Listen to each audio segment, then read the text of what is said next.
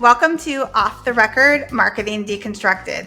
On today's episode, I share with you an interview that I did with David Meltzer during the All-Star Weekend in Indianapolis. David Meltzer is an entrepreneur, a best-selling author, a business coach, a sports agent, an attorney, and all kinds of other things. We talk about that on today's episode. Enjoy. I need that story in order to share your message, again, with whatever we're doing. I can't just throw an ad out there. I ran a test. I did a 24-hour test, 25 pieces of creative, 25 headlines. Not only how do we capture essence, but more community around that essence. And I'll tell my wife, I'm like, this is embarrassing. Boom, right. News, everyone loves it. And I'm sitting there going,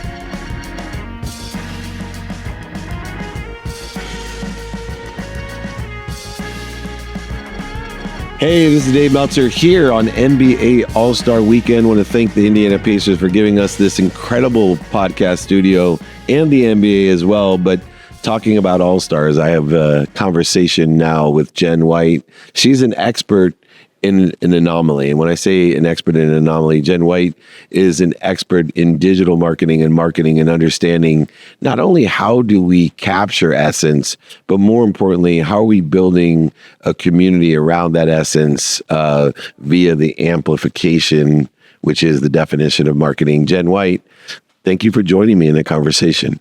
Thanks for having me.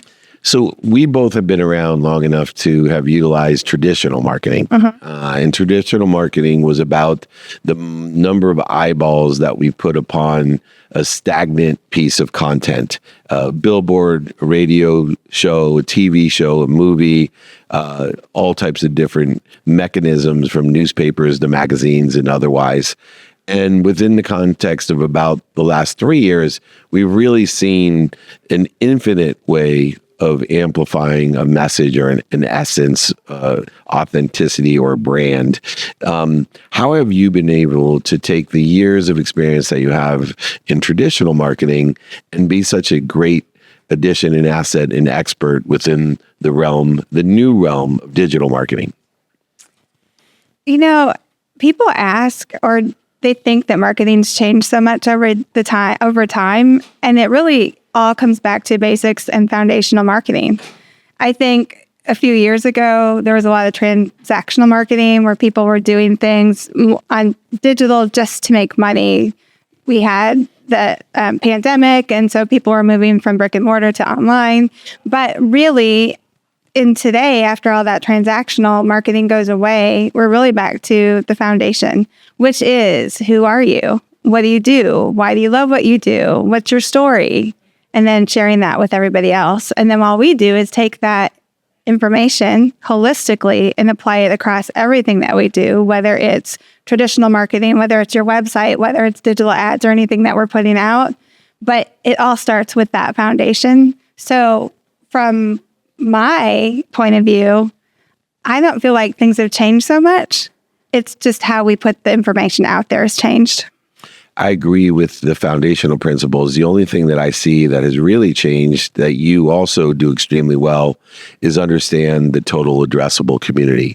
So in traditional marketing, we might be in Zionsville, Indiana, have 300,000 people that we want to address because of the size, scope, and scale of that community, the addressable market for the brand, software, solution, service, product, etc. But today it's uncontrollable. It's, I think, unfathomable how big the community, the total addressable community is, because no matter who you are, if something is amplified well enough, it could hit 7.6 billion people someday. How have you been able to utilize your foundational principles in a exponential sized total addressable community? It's really, again, starting out with that foundational piece and then taking that story and putting it out to the universe so that we can bring more people into our client's universe. And we do that through more modern, I guess, media, right? Through digital ads and podcasting. We're getting ready to launch 3 podcasts for clients this week. That's something that's new. A lot of people we're afraid of podcasts, and it just kind of stopped for a little bit, or they get going and they do 5 episodes and they quit. But the way to get out there is to keep doing it, right? It's the long game. And that's what I make people do 10 podcasts before they post. So that way they're in the top 1% of podcasters. Exactly. Because they get to 10 and they get better at it, by the way. I'm still trying to get better at it as well after 4,000 and some different interviews. It's not as easy as it looks. To also understand, there is something that has remained the same since I graduated college in marketing and PR, branding, and it's the bullshitters.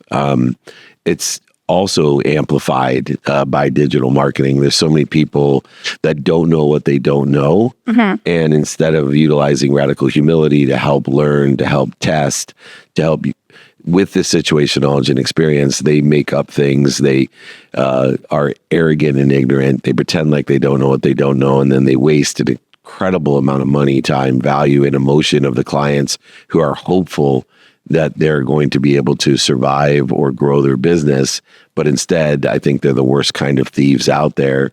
Those digital marketers that don't know what they're doing and literally just know how to post randomly and buy ads against it and have no strategy, no experience, and don't ask for help.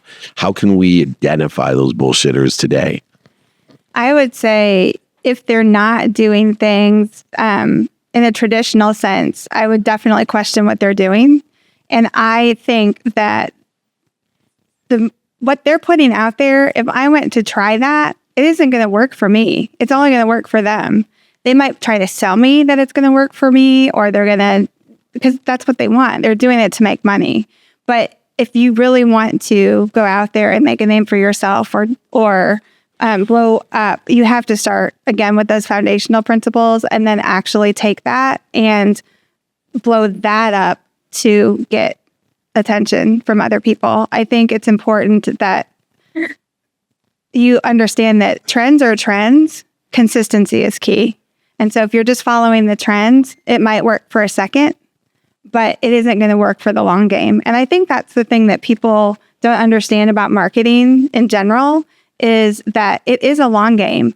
I get people that come to me that say, I just want to run ads. Can you just run ads for me? Yeah, I can run ads for you. I can waste your money. But so we take that holistic approach. So whether you're running ads with me, or you're building a website with me, or you're doing a logo, or you're doing the brand from point A to point Z, there's a story in there that we need to capture. And I need that story in order to share your message, again, with whatever we're doing. I can't just throw an ad out there and not know where it's coming from. I need to know your story. And to that measure, one of the biggest lessons that we need to manage as leaders in marketing is patience. Because we attach our emotions to the outcome. And so as we're spending money, as we are posting, as we are buying ads against those posting, even if we have a message, a communication that's consistent with our essence and our frequency and building that neighborhood, I haven't met one person that has hired someone like you that doesn't get impatient. All impatient. Like I always say that being a lawyer was so hard, because if you did a bad job, they wouldn't pay you. And then if you did a good job, they thought you could get more, and you still risk not getting paid, which is why I always say being a lawyer, 80% of being a lawyer is just getting paid. The same really holds true in marketing, that the expectations are so hard to manage, not only because there's so many bullshitters saying I can do this and that. And my question is, some of the guys who exaggerate what they can do for you, I'm like, why don't you just do it yourself? Right? Like, why, if you're that good, then why don't you just do a podcast and get 2 million downloads in a week? And I'd be glad to pay you after you did it for yourself, because if you can do it yourself, you can do it for me. Exactly. Right. How do you manage the expectations that this is a long game, and truly to be successful, it's a long game, even with the big brands? I think proof is in what we do, right? Where we take them through a process. We have our own process that we have at Five and Rise Marketing that we do. But I think also I just had a client the other day that said, I don't really like some of the content that you're running. We want all of our content to completely be us. This is for a digital ad client. And want it to be completely us. I want our pictures, our people, our this, our that. And I was like, that's awesome. I want to be able to share that because it's your content. But when I'm putting your content out in front of people to get their attention, it's about them stopping the scroll, reading the headline to click on it, and then going to whatever you're offering them, right? But if I'm looking at your face or your office or your team, and that's not stopping the scroll, then we got to try something else. They think that they know, right? So in that case, I ran a test. I did a 24-hour test, 25 pieces of creative, 25 headlines, 25 captions, put it all together. This is what works. And they were like, oh, yeah, my family isn't really getting it, is it? Oh, exactly. Yeah. I mean, look, and just to, give and gain credibility in what you do, I think it's funny. I love Threads because it's the best instance of this for me is I will take a quote, which I think is absolutely Dave Meltzer genius, right? And I'm like, oh, dude, you got to post this, right? Right? And so, and they'll agree with me, like, oh my God, that's amazing. This is like Einsteinian stuff that I've studied for years, physics, quantum physics. It's aligned with the universe. And I post it up there and it sucks. Like literally, it's like 2 replies and, 20 people comment or whatever. Right. Then they'll send something to me some days and they're like, hey, we want to post this. I'm like, that's not even proper English. Like literally, I will say that's like a double negative or I was an English major in college and like my OCD, I'm like, ugh, that thing sucks. And I'll tell my wife, I'm like, this is embarrassing. Boom, 2.1 million views. Everyone loves it. And I'm sitting there going, why do I even bother? Mm-hmm. Because leave it to the experts. Leave it to the people. And like you said, you have to test because you never know. And there is also a wild card involved that you have to take into consideration that every once in a while, there's just a wild card that somebody gets a hold of it that has just an extraordinary reach that is resonating exactly with what you did, said, or posted, and it just goes viral.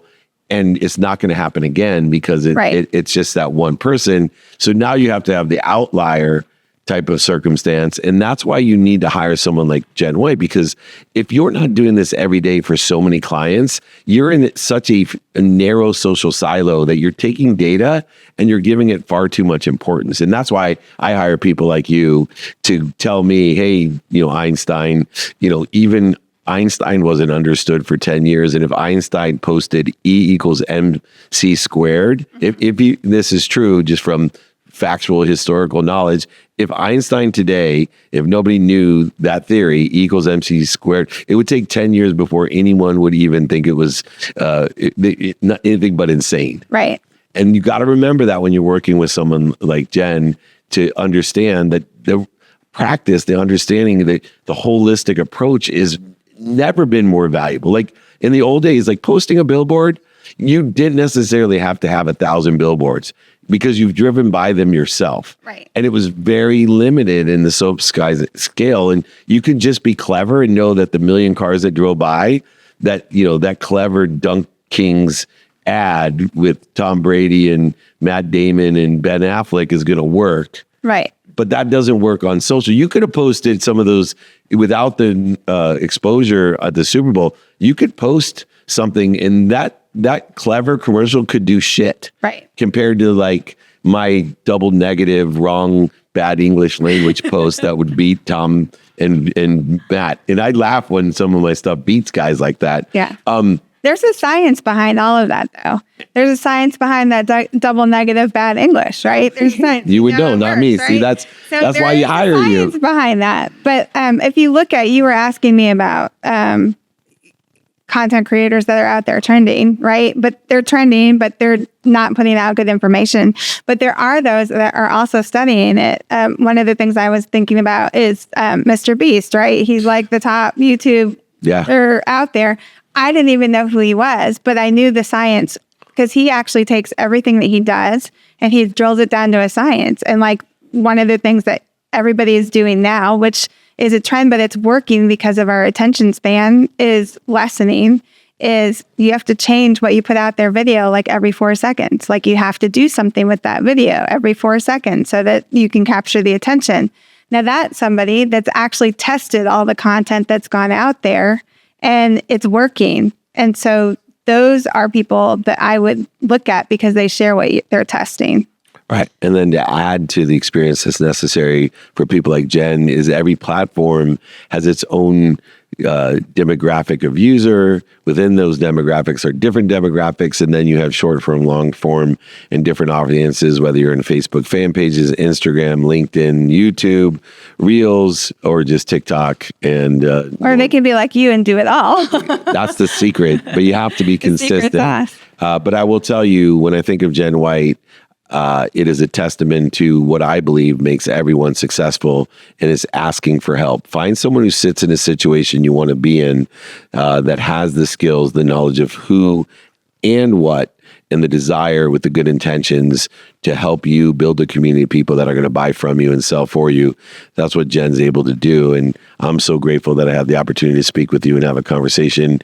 Another all-star here at NBA All-Star Weekend. I want to thank the Indiana Pacers for bringing in such a great all-star and allowing us to use their studio as well. Thank you so much, Jen White, for the conversation on digital marketing. Thank you for having me. Really appreciate you. Appreciate you. Thank you for listening to today's episode of Off the Record Marketing Deconstructed. If you would like more information about our team, you can follow us on social media at 5 and Rise, or you can visit our website at 5andrise.com. We invite you to share, subscribe, and leave us a review, and tune in to our next episode.